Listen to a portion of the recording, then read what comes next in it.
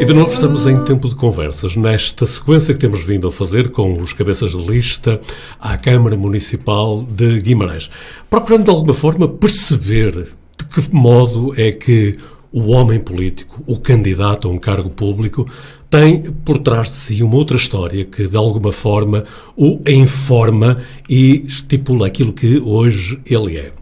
E para a conversa de hoje temos connosco Adão Henrique Saldanha Ribeiro Pizarro. Tem 62 anos, diz-se empresário reformado e é cabeça de lista do Partido Chega à Câmara Municipal de Guimarães. Henrique Pizarro, bem-vindo às conversas. É um gosto tê-lo aqui, nestes minutos que vamos procurar justificar o título deste tempo, Conversas. Vamos conversar sem grandes regras, sem grandes guiões, andando para trás e para a frente, consoante o ritmo que as conversas nos impuserem. E vai-me permitir que eu comece já, enfim, com uma espécie de uma provocação. Como é que o Henrique gosta de conversar? Eu gosto de conversar o mais informal possível, primeiro porque não sou o chamado politicamente correto. Sou realmente de ir acima, vir atrás, buscar qualquer atalho e qualquer circunstância e acima de tudo falar com a alma, aquilo que emana a alma, aquilo que é a nossa pureza de vida, aquilo que é o nosso sentimento e que faz com que a gente não tenha remorsos do passado, que faz com que nós pensemos, no mínimo, que o pouco que tenhamos feito terá sido pelo melhor, independentemente de não ter sido visto dessa forma em algumas partes da vida, mas é bom pensar assim e sinto-me realmente uma pessoa quase realizada. Eu só me sentiria realizado se chegasse àquilo que é a minha proposta para esta fase do campeonato da minha vida, mas daqui até lá ainda temos algum tempo. E pode um candidato a um cargo público assumir essa postura de total abertura, dizer eu não tenho nada a esconder, estou aqui a apresentar-me tal qual sou, quase que diria despido? Completamente. Não tenho mesmo nada a esconder. Pelo contrário, eu tenho talvez algumas explicações a dar a algumas pessoas menos esclarecidas, pessoas menos letradas, que não gostem de ler, que gostam só de música de ouvido, porque mais para eles perceberem que realmente, com verdade e franqueza, todos nós na vida temos momentos que nos apetece fazer determinadas coisas, mas o meu subconsciente diz-me mantém-te calmo, mantém-te sereno. A verdade é como o azeite, vem sempre ao de cima e deixa andar. Adão Pizarro, vamos começar como nas histórias Era Uma Vez. E este Era Uma Vez começa há 62 anos, em Creixumil, não é? É verdade. O Adão Pizarro é natural de Creixumil, ou também é um dos muitos vimaranenses que nasce no antigo hospital? Não, nascido em Creixumil. E é em Creixumil que faz os primeiros anos de vida, escola primária, presumo? Tudo, catequese, catequista, jogar a bola nos Piratas, um clube do meu coração. As nossas raízes realmente são Creixumil, tenho saudades. Aliás, há uma festa em Creixumil, que é a Festa da Senhora da Luz, onde todos nós vimos, essencialmente, e recordámos as pessoas mais velhas que nós e os da nossa geração, que é nesse dia que lá aparecem todos. É uma alegria ver aquela malta, porque isso traz-me algum pensamento para a atualidade. Isto é, todos nós, sejamos nós onde estivermos, as nossas raízes são sempre aquilo que é importante. Aliás, mesmo alguns que morrem fora querem regressar os seus ossos às suas raízes. E isso preocupa-me, mesmo até no que diz respeito a pessoas que emigraram, mesmo depois de tantos anos imigrados, mesmo no final de vida, querem regressar às suas raízes. E isso é um assunto que nós temos que realmente pensar e preparar essas vindas. É a ideia de que a vida é uma espécie de um eterno retorno, é isso também? Eu não tenho dúvida. Mas então vamos retornar atrás, vamos até à escola primária. Vamos até à escola. Às vezes é um lugar comum, assume mesmo a natureza, um lugar comum dizermos que o nosso professor, a nossa professora da escola primária marcou-nos para a vida, para muitas das opções que tivemos. Também aconteceu no seu caso? Tem alguma marca especial dos seus professores da escola primária? Tenho, sim, tenho. É aquela professora que ainda há pouco tempo passava por ela e tinha que dar um abraço. E ela ainda hoje me conhece. Quando passa pela minha mãe, pergunta sempre por mim. Nós às vezes queremos definir isto por palavras, mas não conseguimos. Dê-me 2 ou 3 estalos, dê-me meia dúzia de reguadas. E utilizando uma frase popular, diria que só se perderam as que caíram no chão. Henrique.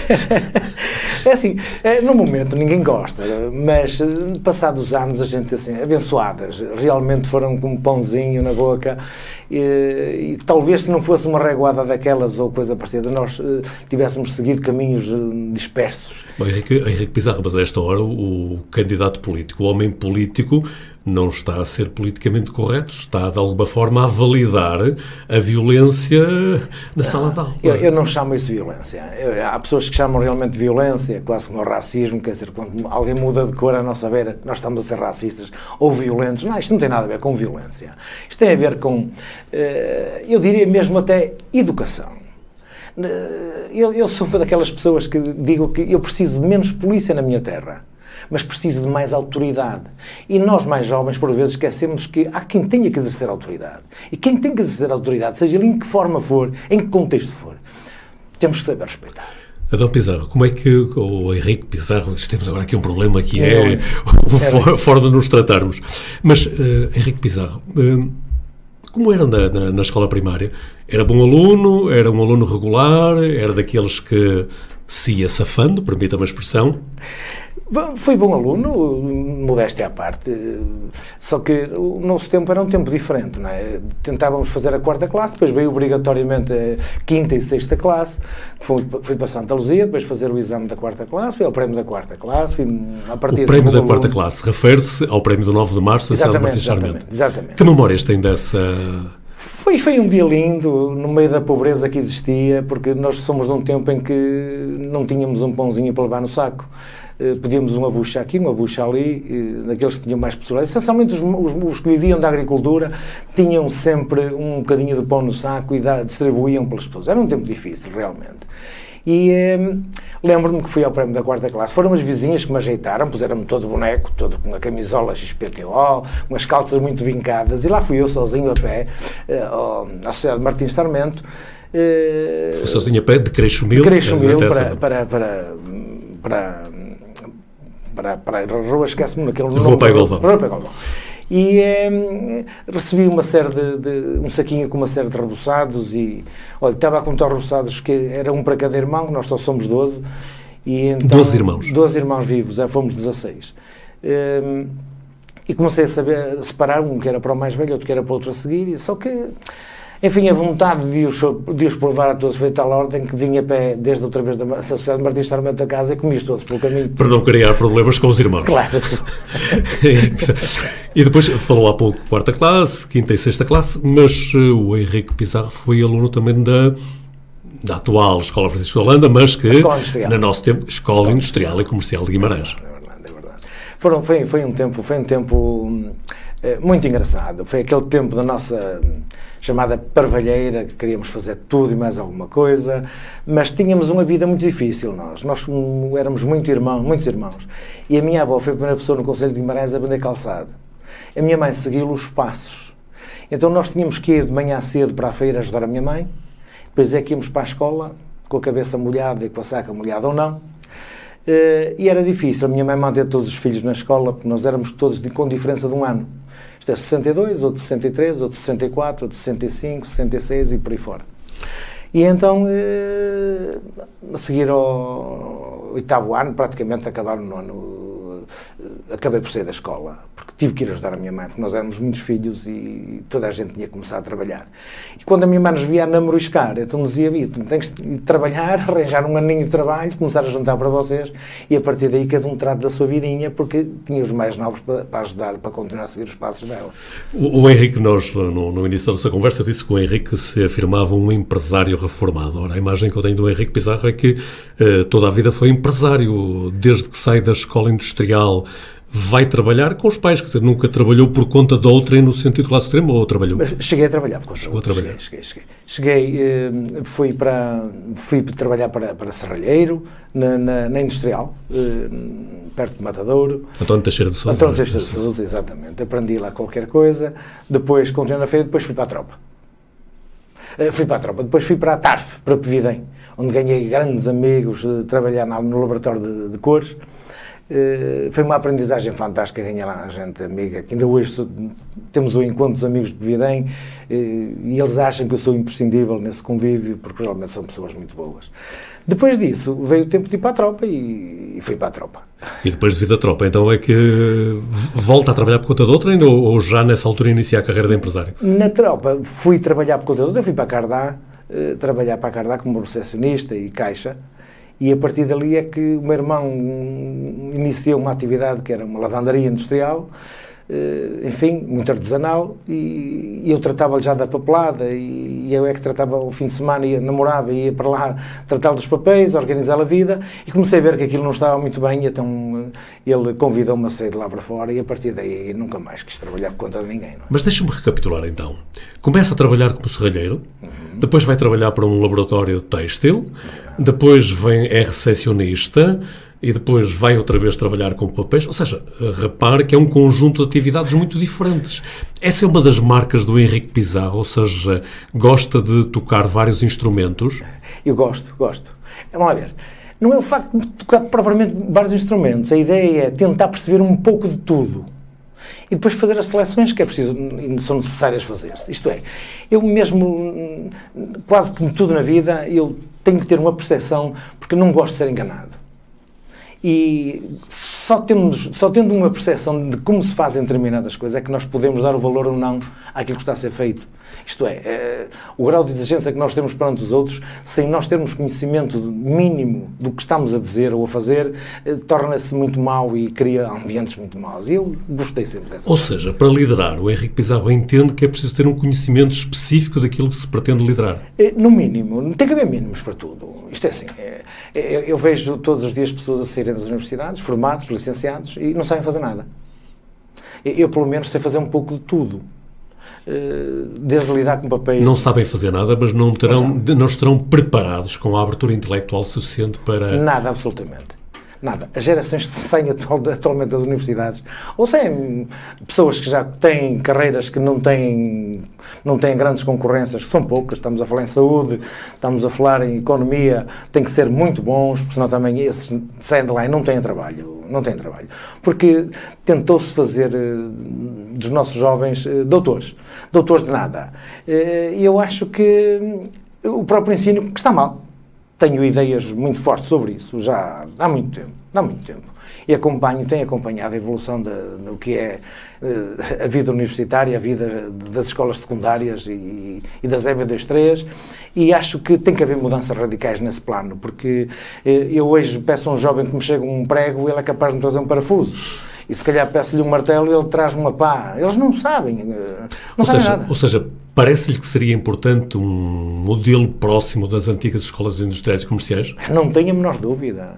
Mas muito mais forte ainda, porque hoje nós chegamos a uma fase da vida em que vamos precisar de alguém que nos meta um prego numa parede e não temos ninguém. É que não temos ninguém que saiba fazer nada. E quem sabe fazer ganha mais dinheiro do que algumas pessoas formadas. E o problema não é só o não saber fazer, é que não há quem saiba fazer e quando precisamos, não temos. Não temos um pesteleiro, não temos um serralheiro, não temos um eletricista, não temos um carpinteiro. Esperámos uma semana, 15 dias, eles iam-nos... Para que por um mês vou pensar nisso e ficámos neste dilema, assim, e agora o que é que vou fazer? E esses problemas, essas falhas que o Henrique está a apontar, resultam da sua condição de empresário? Ou seja, no seu dia-a-dia de empresário, apesar de há pouco ter dito que era um empresário reformado, e já vamos falar sobre isso, sentiu essa falta de profissionais qualificados? Não, nessa fase nós não tivemos esse problema. Eu sinto esse problema cada vez mais agora próximo. Porque nesses anos, ainda havia bons profissionais, ainda havia... Era preciso porque havia sempre ajudantes de serralheiros, ajudantes de carpinteiros, ajudantes de eletricistas, ajudantes de pistoleiros e outras atividades que hoje não se vê. Porque hoje os miúdos só querem um telemóvel na mão ou um computadorzinho. Não querem mais nada. E então eu sei de histórias que está um senhor, um pesteleiro, a pedir um ajudante que lhe chega esta ferramenta ou aquela, e ele espera um bocadinho com o telemóvel na mão. Isto não pode acontecer, quer dizer, estamos a viver um mundo de uma era diferente, mas nem tudo se faz com telemóveis nem computadores, quer dizer, há muita coisa à nossa volta.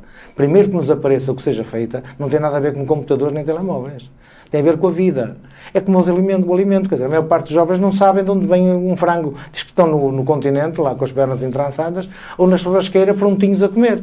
Quer dizer, é preciso de explicar aos jovens que um frango nasce de um ovo, não nasce no continente nem na churrasqueira, não é? Que demora X tempo se for criado em casa, ou se for criado num aviário ao fim de 3 meses de semana está quase pronto a ser morto, não é? Para depois ir para a mesa das pessoas, para ser cozinhado e para... Mas os jovens de hoje não terão outras competências na área, por exemplo, das tecnologias, das novas tecnologias? Não, elas são importantes. Mas eu, por exemplo, tenho um filho, meu filho do meio, que é neurocientista, teve problemas gravíssimos na alteração de alguns equipamentos para tentarem obter resultados em termos de estudos de cérebros, que não sabia o que era uma chave de fendas, um alicate de pontas, qualquer ferramenta para ajudar o chefe a mudar a forma de um aparelho de trabalhar. Estamos a falar num laboratório na Universidade de Minho. E isso trouxe-lhe muitos problemas, ele sentiu dificuldades tremendas. Isto é, eu acho que se as pessoas souberem minimamente lidar com qualquer espécie de ferramenta, pelo menos saber para que serve, as pessoas conseguem desenvencilhar-se de qualquer problema que lhes surja. Por exemplo, nós vamos na estrada e vejo pessoas que tiveram um furo num carro e não sabem mudar um pneu, têm que vir um reboque. Quando as companhias de seguros disserem assim, não há reboque para ninguém, quem quiser o reboque vai pagar, eu vou ver as pessoas a mandar para a casa a ver se lhe ajudam a mudar um pneu, porque ninguém sabe mudar um pneu de um carro. Coisa tão simples, não é? Voltamos atrás um bocadinho. Okay. O Henrique Pizarro há pouco falava na avó. Dizia que a avó foi das primeiras pessoas a vender calçado. E depois a mãe segue essa tradição. Ou seja, o empresariado, o ser empresário, é uma tradição de família. No caso, o Henrique veio também nessa tradição lógica, embora tenha tido outras ocupações. Não, mas vendi. Eu com 3 dias de vida já dormia num cesto dos socos na feira, em frente à escola industrial. Mesmo ainda antes, no tempo da feira de pão, na feira de leite, ainda sou desse tempo. Estive sempre ligado ao comércio. Toda a minha vida foi comércio, foi negócio. Comprar, vender, comprar, estar em sintonia com... Porque assim, eu tenho uma real... Isso pelo lado da mãe, mas pelo lado do pai não era assim. Não, o meu pai não. O meu pai trabalhou no Soares muitos anos, no João Carlos Soares, na empresa dos autocarros, e depois foi para a Gouveia, que era a antiga discoteca litoral, onde se vendia discos e cassetes e outros aparelhos eletrodomésticos. Trabalharam o resto da vida até se reformar. Depois ainda foi trabalhar connosco para a lavandaria. E depois dali faleceu cedo, pronto, enfim, é a vida. O Henrique dizia-nos há pouco, lá no início, que era um empresário reformado. Ora, isto parece estar um bocado em contradição com aquilo que o Henrique Pizarro é, não é pessoa de se reformar. O que é que significa aqui isto? Eu explico. Eu quando me meto em qualquer projeto, eu gosto de ser coerente. E assim, eu meti-me nesta aventura da candidatura à Câmara e, sem fazer grandes contas, nem grandes projetos, eu percebi que só tinha 2 soluções. Ou estava 100% disponível para este projeto, então não me posso meter nele. E para me meter nele, o que é que eu fiz? Fiz contas à vida e disse, não, vamos reformar. Vou ser prejudicado para já. Não há problema nenhum.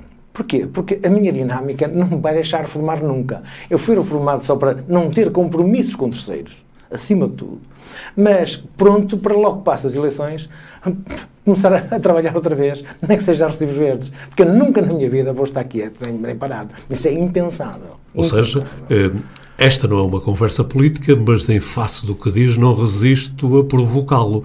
Então, não espera vencer as eleições para a Câmara Municipal de Guimarães. Eu tenho que dizer que prognósticos são no fim do jogo.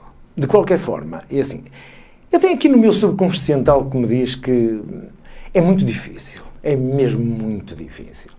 Mas também, por outro lado, tenho algo que me diz que os prognósticos sendo feitos no fim do jogo, eu vou aguardar até ao final, porque eu sinto no ar, um carinho muito grande por mim, sinto no ar que as pessoas estão um pouco cansadas de tudo isto que se tem vivido, sinto conversa com as pessoas e no rosto das pessoas que eles não querem dar a cara. Isto é o início de uma caminhada, Henrique Pizarro?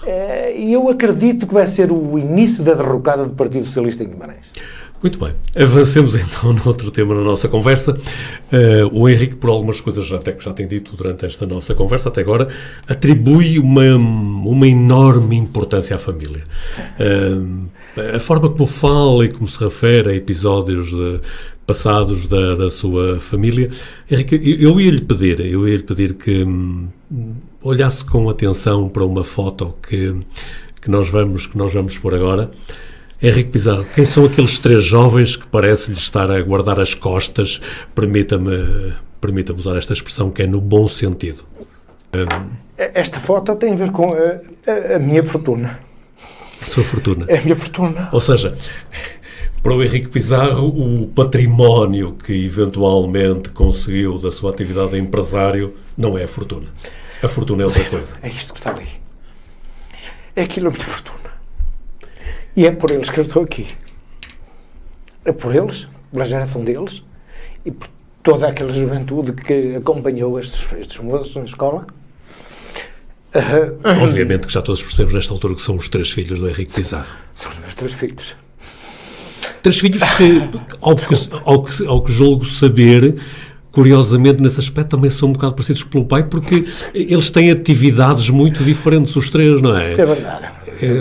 Ou seja, mas nenhum é empresário, pois não, Henrique? Nenhum, para pena minha, por acaso, pronto, é daquelas coisas, não é? 5 dedos na mão, todos diferentes, e todos fazem falta. Falhamos sempre em alguma coisa com os nossos filhos. No seu caso foi... Eu não diria que falhamos, eu diria... Falhamos entre aspas, com muitas aspas. Por acaso tenho-vos dito em conversas que, filhos, o dinheiro nunca foi nem será, nem de quem o ganha, nem de quem o rouba, mas de quem o guarda quando lhe sobra.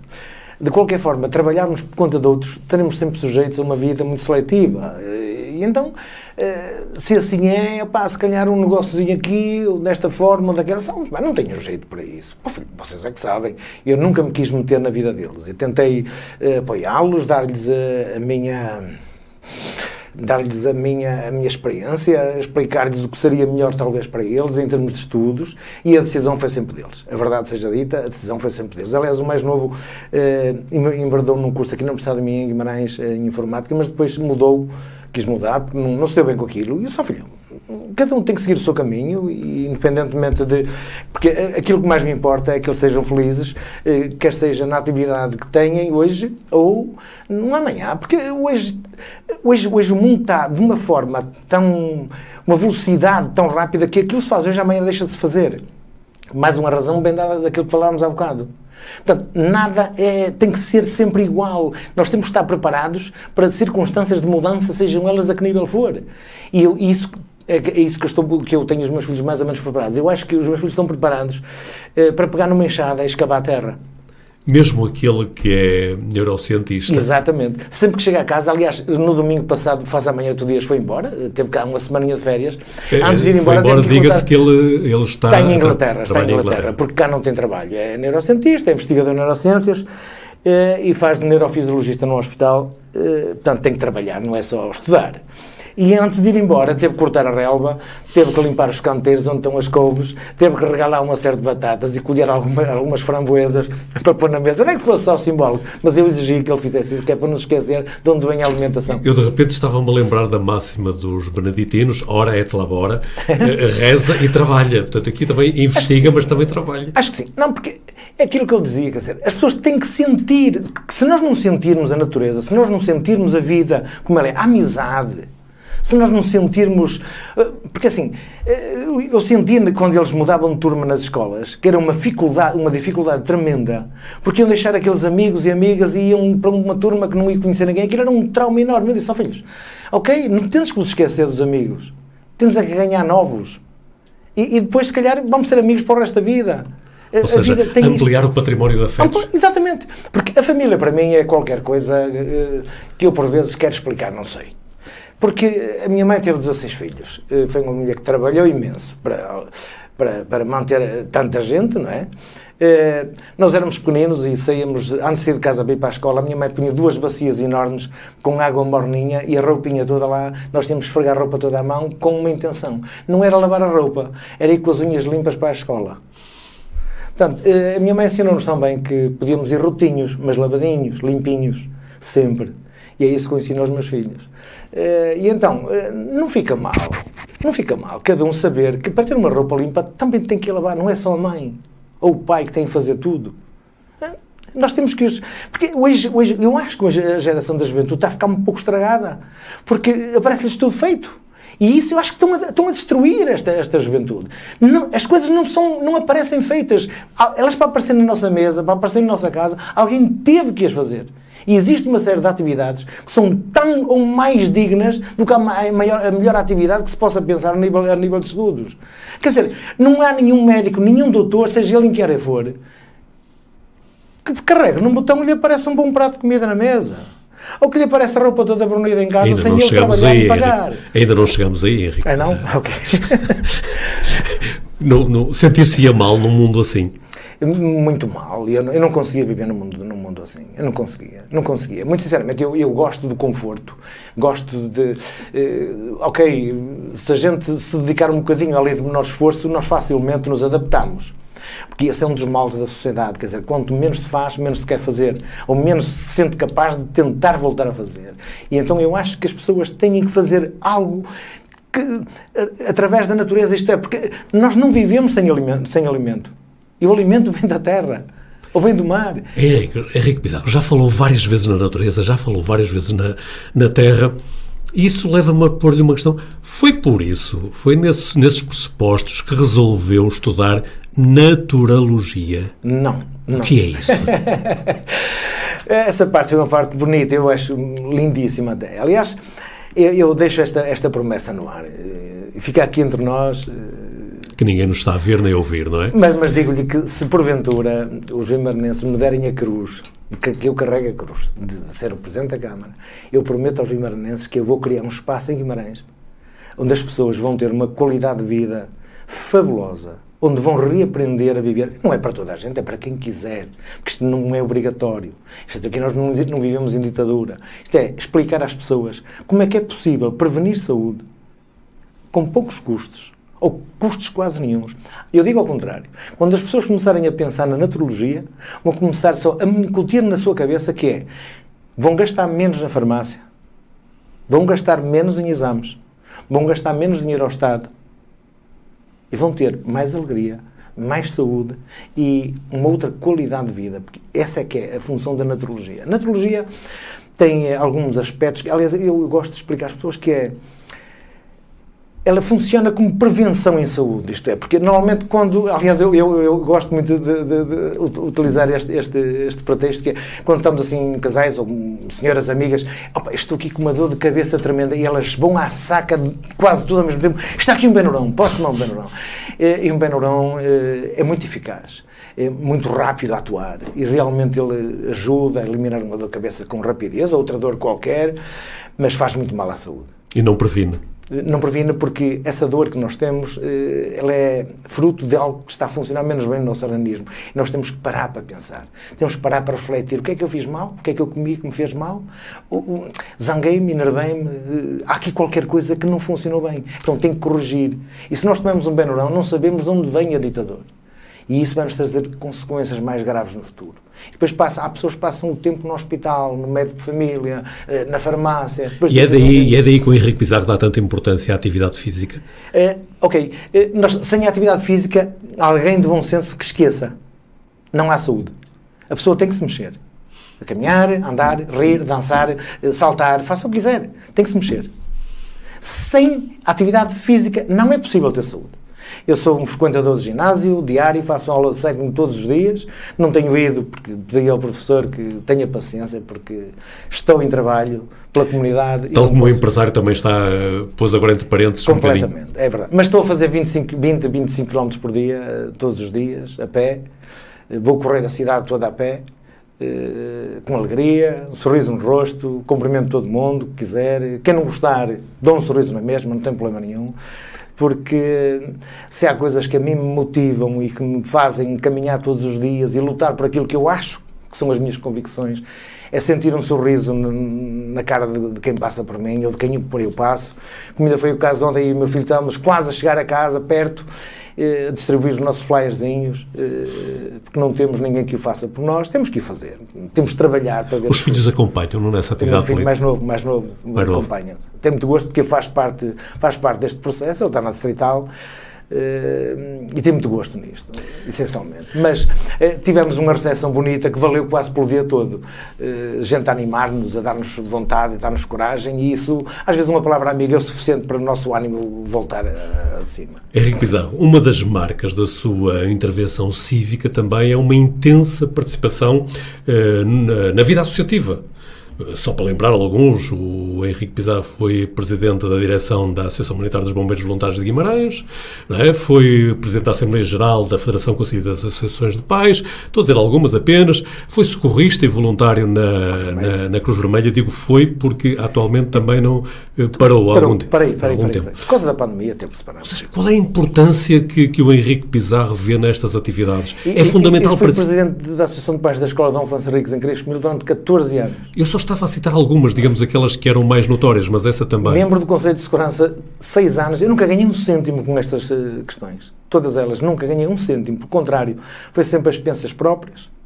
Gastei balúrdios, mas por onde passei, dei tudo por bem empregue. Acho que o pouco que fiz, sinto-me feliz com o que fiz. De qualquer forma, eu essencialmente na passagem pela Escola EB23 de Dom Afonso Henriques em Crespimil, eu, em conversa com dezenas e dezenas de professores, eu expus, ao fim de alguns anos, um pensamento que tinha sobre as escolas, porque eu cheguei a uma conclusão muito prática, é que as escolas, essencialmente nas EB23, na idade da parvalheira, essencialmente entre o 6º, 7º e 8º ano, a maior parte dos jovens, eles não sabem o que é da vida, eles andam lá, a maior parte deles porque são obrigados.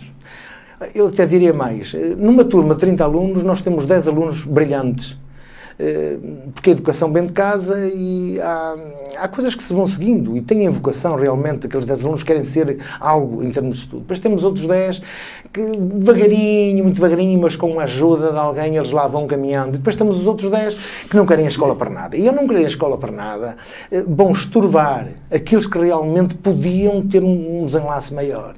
E são os tais que preocupam os professores, dão cabo da cabeça aos professores, dão cabo da cabeça aos funcionários, conselhos disciplinares por toda a escola, cria-se estabilização nas escolas. E era para esses que, prioritariamente, o Henrique Pizarro se dirigia? Era esse que eu me queria dirigir. Aliás, chegou a haver visitas de estudo que não se efetuavam sem a minha presença, porque já os professores não conseguiam aturar a irreverência em excesso de alguns alunos, que se houvesse alguém que lhes desse irreverência em excesso. Em excesso. Eu chamo irreverência em excesso, porque eu gosto de irreverência. Atenção, eu quando vejo alguém com alguma irreverência, eu rio-me e aprecio, mas tem que haver um limite para tudo. Isto é, cada momento um espaço, e cada espaço, enfim, temos que fazer uma apreciação. Só um intervalozinho muito rápido.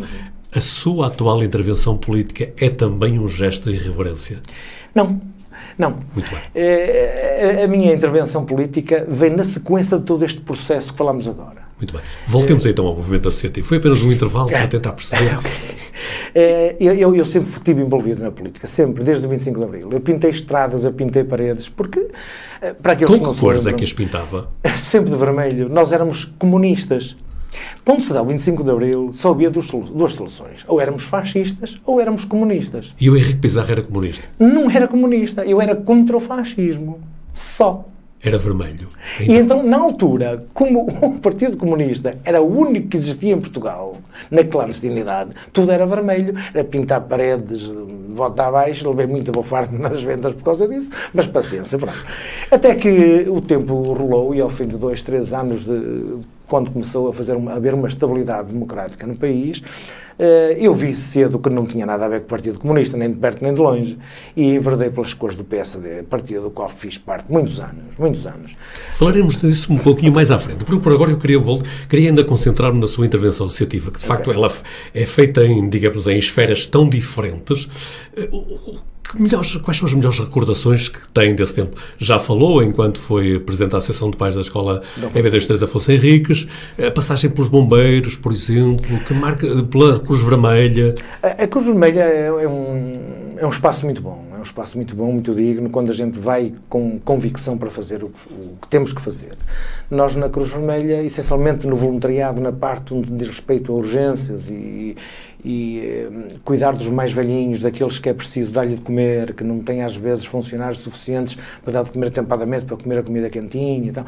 É muito dignificante, mas não é fácil. E não é para qualquer um, como está a dizer. Não é para qualquer um. Tem que haver uma preparação prévia. Ou seja, não basta a vontade de servir. Chega, absolutamente. Não, tem que haver formação e, acima de tudo, uma carga psicológica muito forte, porque há situações em que a gente vê, mas não pode falar. Vê e vê. E não vale a pena entrarmos por outros campos, não, e em vez de ajudarmos, estamos a criar problemas. Porque o mundo hospitalar é um mundo muito complexo. Parece gente a sofrer pelas mais diversas razões, e médicos, enfermeiros e funcionários também sofrem. Só que com o tempo vão se adaptando a ver isto tantas vezes à sua volta que, isto é, parece que sofrem menos, mas é tudo um parece. E nós vimos coisas que a nós nos incomoda mais facilmente, e então queremos tentar ser os salvadores da pátria e do mundo e não podemos fazê-lo. Há regras para se cumprir, mas sinto que o hospital necessita desse voluntariado, que é muito bom para os próprios doentes, é muito bom.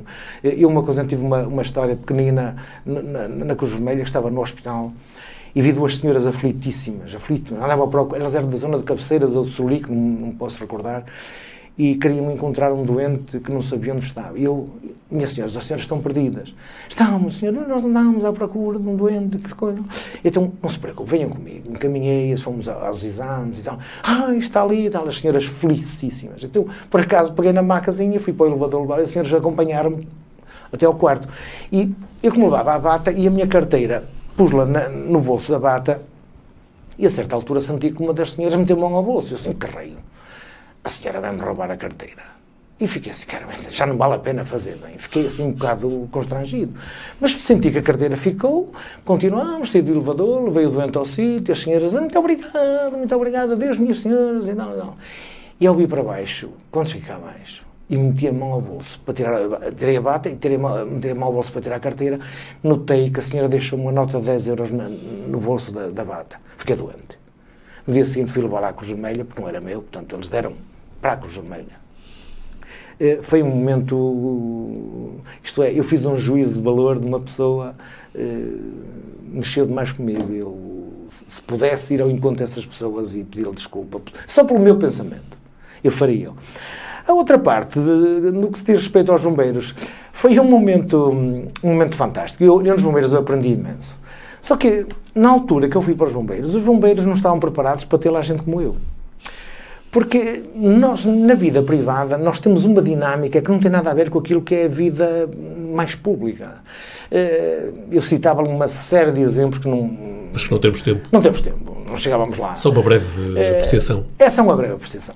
E então, foi um tempo... Porque lidar bombeiros é muito difícil, é uma casa difícil de gerir. Foi um tempo muito estimulante para o Henrique Pizarro. Imenso, eu aprendi imenso. Porque assim, todos os dias ouvimos papagaios a falar de bombeiros, todos os dias ouvimos falar dos nossos heróis, todos os dias ouvimos falar das dificuldades que eles têm. Então, digo-lhes mesmo pessoalmente, é difícil gerir numa casa de bombeiros, muito difícil. Mas, assim, nós temos de ter opções. Ou queremos que as coisas funcionem bem, ou queremos que seja mais do mesmo. E comigo não pode ser mais do mesmo. Quando as coisas estão mal, têm que ser mudadas. Porque aquilo que eu digo assim, sempre o caminho onde eu passar, alguma coisa que esteja bem, eu só tenho uma solução, é ajudar a melhorá-la. Nunca mexê-la. Agora, aquilo que estiver mal, tem que ser mudado.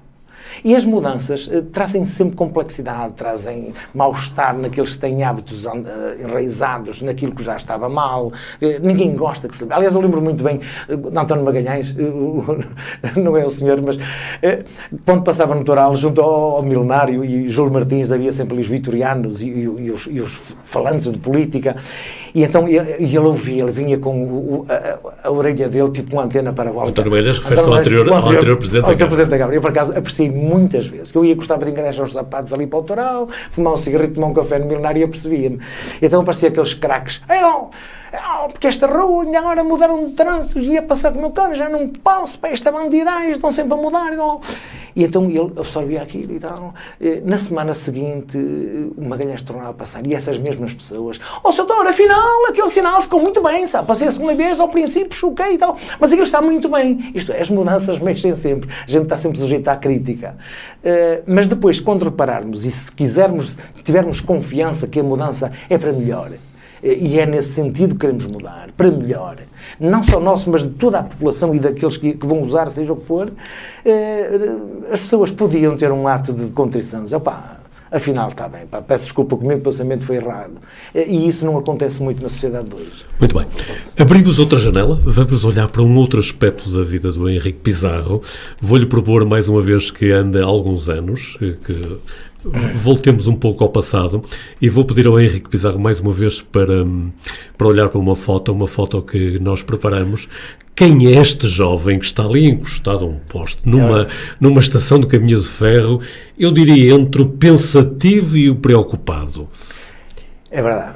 É muito interessante. Esta foto, por acaso, quando a vi, falou quase metade do que foi essa parte da minha vida, que foi... A minha mãe, nesta altura, andava na feira. A maior parte dos meus irmãos mais velhos já trabalhavam. E eu estava na tropa, obrigatório, com uma vida de rei. Eu era um príncipe na tropa. Eu era um príncipe. Como assim? A maioria dos que estiveram no serviço militar obrigatório, porque estamos em tempo de serviço militar obrigatório, queixam-se que foi um tempo de retrocesso. Não é, é tudo errado. Quem entra para a tropa mal, sai de lá pior. Quem entrar para a tropa bom, sai de lá muito melhor. A tropa não faz milagres, então? Não faz milagres. Mas, a mim, nesta fase, fez-me ser um grande atleta. Eu era um atleta de altíssima competição nesta fase da minha vida. Aliás, eu fui o responsável pela secção desportiva na Força Aérea, no quartel onde estava. Fui segundo melhor, tive a segunda melhor nota do curso. Estamos a falar em 2.000 homens. Na altura ainda era só homens. E vim para Passos Ferreira, e esta foto foi tirada no entroncamento, porque nós fomos jogar handball aos paraquedistas e saímos lá de Chaimite porque queríamos matar, porque nós os bicos ganhámos aos paraquedistas em handball. Chamou nós os bicos. Nós éramos os bicos. Que é uma terminologia da Força Aérea, não é? Tem a ver com o bivac. É o bivac, ou a boina.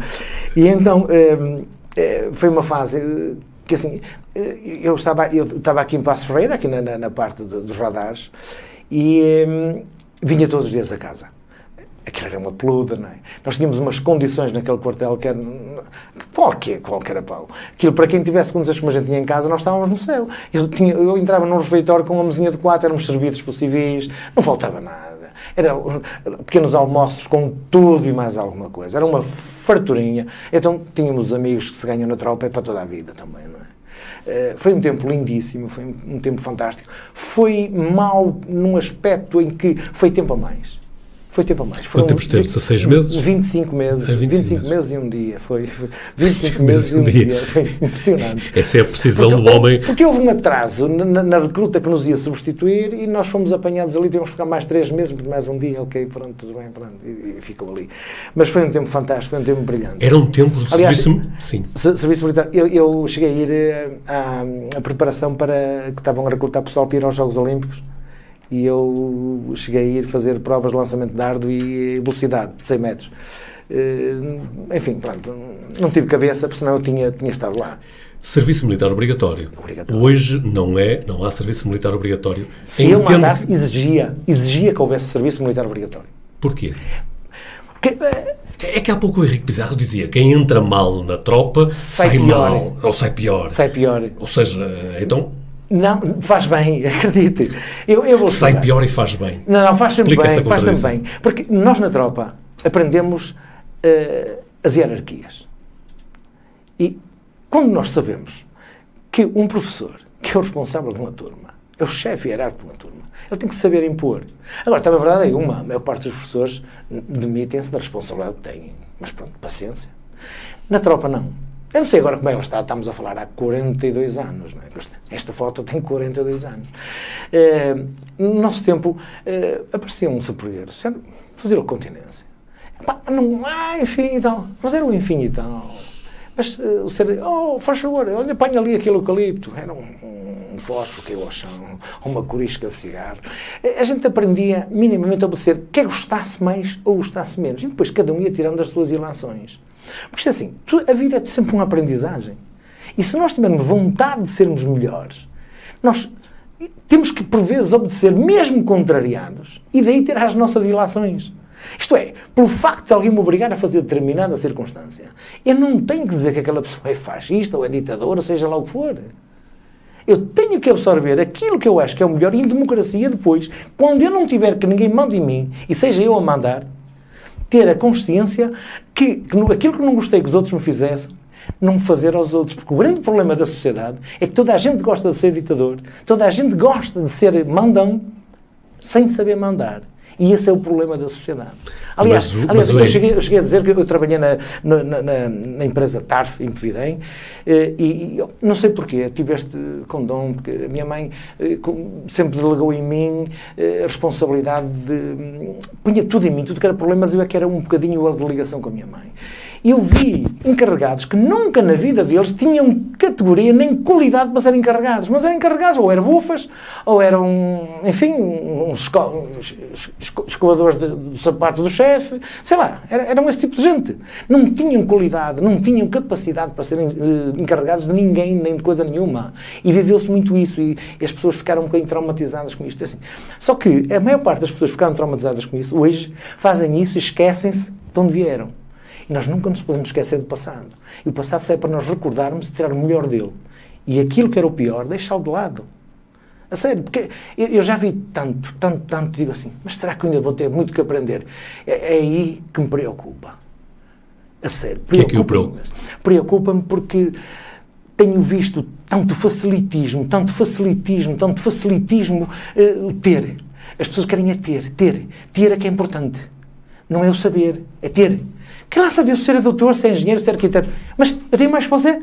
Eu até tenho um carro, um carrão. Eu ando com um carro velho. Porque o problema do ter é que cria esta celeuma numa sociedade. Ainda há bocadinho, antes de vir para aqui, fui tomar um café. Encontrei um amigo, estou a trabalhar ali. Aí está, porque bem, sente-se bem. Não me sinto bem, mas é certinho e tal. Onde é? É numa empresa da Câmara e tal. Pronto, mas sente-se bem. Nem por isso. Mas aguentas-te lá. Se eu não me senti bem, eu sou o primeiro a vir embora. E hoje as pessoas não mudam. Têm medo de mudar. Esse é um dos dilemas da sociedade. Quer dizer, estão mal e não querem mudar. Vou pegar nessa palavra, mudança. Porque embora houvesse tantas coisas que eu ainda queria ouvi-lo relativamente ao passado, nesta espécie deste puzzle que estamos a tentar montar daquilo que é o Henrique Pizarro, para além da imagem do candidato político que agora está mais visível do que propriamente o Henrique Pizarro cidadão, mas o tempo é o que é e vamos ter, muito rapidamente, queria perceber um pouco como é que o Henrique Pizarro chega ao atual posicionamento político. O homem irreverente, o homem que dizia há pouco era vermelho no pós-25 de Abril, depois ficou alaranjado e agora está noutras cores. E muito mais bonitas. Aliás, o outdoor que nós pusemos e único é onde tinha as cores mais vivas, mais atraentes. Fora as duas pessoas, ou antes fora eu, que o outro é até bem parecido, era o autor mais bonito. Era tão bonito que foram logo rasgá-lo. Mas o Henrique Pizarro, que foi dirigente local do PSD, sim. Foi dirigente local, foi autarca, fez parte da Assembleia de Freguesia de Ponte, candidato a cargos políticos, exatamente. Aparece em 2020, 2021, exatamente, ligado ao partido Chega. Mas dá alma e coração. É o líder do partido que o leva até aí, porque é também um ex-social-democrata. É verdade. É assim, não vale a pena estarmos com meios termos. As coisas comigo ou são brancas ou são pretas. E não há cinzento na vida. Não há cinzento nenhum. Quando a gente está cinzento, temos que dar a volta. Temos que ser otimistas e se não estamos bem, temos que mudar. E eu não estou bem. A sociedade, sinto que a sociedade não está bem. Eu vivo numa sociedade amorfa. Vivo numa sociedade, numa cidade onde os largos estão vazios, estão desertos, as pessoas estão deprimidas, as pessoas estão tristes. Anda tudo triste. Não há alegria nesta cidade. Mas há muito tempo. Não tem a ver com o Covid. Não há alegria nas pessoas. Há dias alguém me perguntava, porque é que, não sei o quê, porque há falta de gente para trabalhar, não sei o quê. Não há falta de gente para trabalhar. Se pagarem bem às pessoas e se derem condições às pessoas, as pessoas fazem fila para ir trabalhar para essa empresa. Porque é preciso que não têm condições de trabalho, é preciso que lhes paguem bem. Porque as pessoas com um sorriso no rosto trabalham melhor e trabalham muito mais. Só que a maior parte dos patrões acham que terem encarregados lá com cronómetros na mão a controlar quem vai à casa de banho. Isso não funciona. Isso chama-se ditadura. Aquilo que as pessoas estão enganadas, aquilo que está a viver é uma ditadura de esquerda. Com gente nas empresas com cronómetros na mão. Isso não funciona. Funciona uma empresa a trabalhar com alegria. Eu tive, no meu tempo, 860 ou 900 empregados. Eram os meus melhores amigos. O dia mais alegre do mês, para mim, era quando fazia pagamentos. Quando pagava as horas extraordinárias àquele pessoal, que mereciam. A alegria que se sentia no rosto daquelas pessoas. Eles tinham um prazer tão grande. Era muito dinheiro que se pagava, era muita gente. Mas a alegria que eu tinha é das coisas mais belas que eu tenho recordado, de recordação comigo. Agora, no que diz respeito ao Chega. O Chega, para mim, marcou-me quando eu li e reli, e tornei a reler. E continuo a ler, porque eu adoro ler aquilo. Porque as pessoas ouviram uma série de comentadores televisivos a vir cá para fora, mandar umas balelas, porque o Costa deve ter montado as beiças com uns milhões para eles fazerem esse tipo de trabalho. Só pode ser assim. Porque se as pessoas dessem o trabalho de ir ler aquilo que é o programa do Chega, as pessoas caem para trás de costas. O Chega é o único partido que defende que a sociedade deve vir através da família. A família que é a alma de uma sociedade, a família que é entre um homem e uma mulher, que nasce vida, que nasce mais um filho, ou 2 ou 3. Essa é uma das visões da família, ou é a única visão? Não é a única, mas é assim, a família nós compreendemos e aceitamos que hajam famílias de casais diferentes, sem filhos, que não têm filhos. Não vale a pena pensarmos que vai haver filhos, portanto a sociedade morre por ali. Temos que pensar que a partir de X anos aquela sociedade vai morrer. Porque homens com homens e mulheres com mulheres não há evolução de sociedade. Ela vai ter um tempo curto de duração. Isto é um tempo de moda. Agora, nós temos que ir para a prática. Nós só queremos fazer projetos, queremos fazer teatros Jordões, queremos fazer Palácios de Vila Flor. Para quem? Para pessoas que não vão ter filhos ou para os filhos que são as gerações que nós estamos a criar? E eu estou a trabalhar para esses. É para isso que eu quero trabalhar. É com esses que eu estou preocupado. Por isso é que eu vim para o Chega. E o Chega diz-nos, no artigo 40... E para concluir? No artigo 40, que diz-nos que nós compreendemos, aceitamos que hajam casais diferentes. Mas a família é entre um homem e uma mulher que nasce a vida. E através da família que se deve desenvolver a sociedade. A sociedade não é como o Partido Socialista faz e os comunistas fazem, que é tudo é Estado e põe o Estado a sobrecarregar a família. Nós é ao contrário. Nós queremos que a família seja a família a mandar dizer ao Estado o que é que queremos. Estamos cá como família. É isto que nós queremos. Organizar a família, ajudar a família, apoiar a família. Eu não vejo nada disto. É só demagogia. Henrique Pizarro. Poderá parecer um lugar comum, mas o tempo jogou contra nós. E muito havia mais para conversar, muito mais quereria ouvi-lo, mas de facto chegamos mesmo ao limite, já ultrapassamos até ligeiramente o nosso tempo. Eu não resisto. Depois do que conversamos, depois das questões que eu lhe pus, qual foi aquela pergunta que eu lhe devia ter colocado e que não lhe coloquei? Aquela pergunta que o Henrique Pizarro gostava de responder, que eu lhe tivesse posto. Eu acho que todas elas foram pertinentes, mexeram bastante comigo, aliás a família, como foi aquela foto, mexeu comigo, enfim, falhei um bocadinho nesse capítulo, devia ter mais alguma contenção, porque neste tipo de entrevista não é muito conveniente, mas eu digo mesmo, para mim a família, os amigos dos amigos e as famílias dos próprios amigos é que é a minha sociedade, é a minha alma, é a minha essência. Eu lutarei por ela até o fim da minha vida. Portanto, tudo eu farei pela juventude, mas é com situações concretas. Porque ouço falar de tudo, ouço falar de tanta coisa. Ainda ontem estava ali a ver a Rodanjão, aquelas obras, e vi um mocinho a lavar o padrão, aquele padrão que tem ali em São Lázaro. E ele tinha piercings, parecia aqueles porcos que andavam a focinhar o chão, e todo tatuado. Eu olhei para aquilo é um homem. Eu não tenho nada que as pessoas em moda façam isto ou façam aquilo, mas de deteriorar o corpo da forma como as pessoas deterioram. Eu sinto-me mal. Francamente, para mim, isto não faz parte de uma sociedade de futuro. Adão Henrique Saldanha Ribeiro Pizarro, 62 anos, candidato pelo partido Chega à presidência da Câmara Municipal de Guimarães nas eleições autárquicas do próximo dia 26 de setembro. Foi um gosto tê-lo nestas conversas. Conversas ficam hoje por aqui. Prometemos voltar um destes dias com mais conversas com outro protagonista.